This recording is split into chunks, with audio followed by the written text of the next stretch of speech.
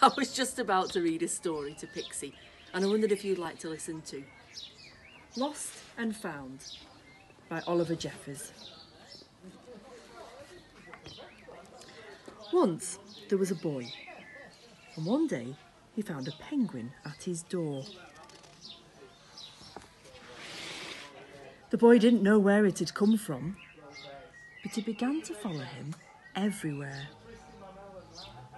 The penguin looked sad, and the boy thought he must be lost. So the boy decided to help the penguin find its way home. He checked in the Lost and Found office, but no one was missing a penguin.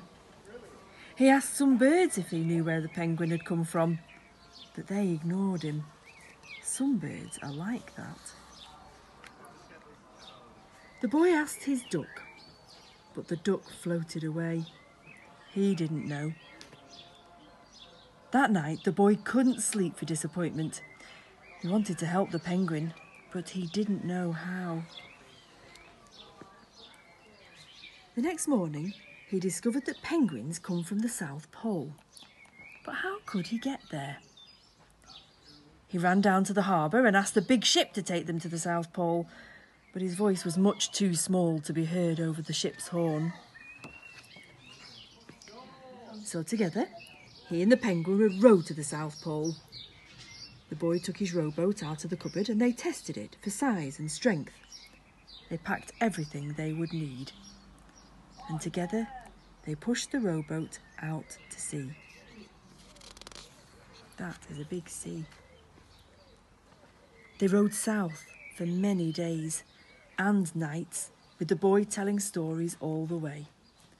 The penguin listened to everything that the boy said. They floated through good weather and bad, when the waves were as big as mountains, until they came to the South Pole. The boy was delighted, but the penguin said nothing. Suddenly it looked sad again as the boy helped it out of the boat. The boy said goodbye and floated away. But as he looked back, the penguin looked sadder than ever.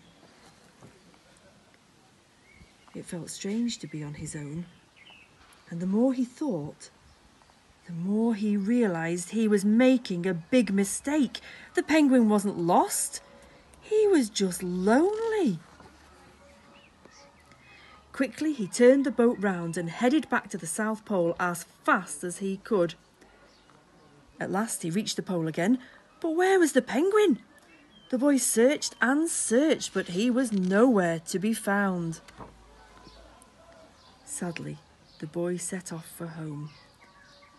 There was no point telling stories because there was no one to listen except the wind and the waves. But then the boy saw something in the water ahead of him. Closer and closer he got, until he could see the penguin. Oh, look. And so the boy and his friend went home together, talking of wonderful things all the way. The end.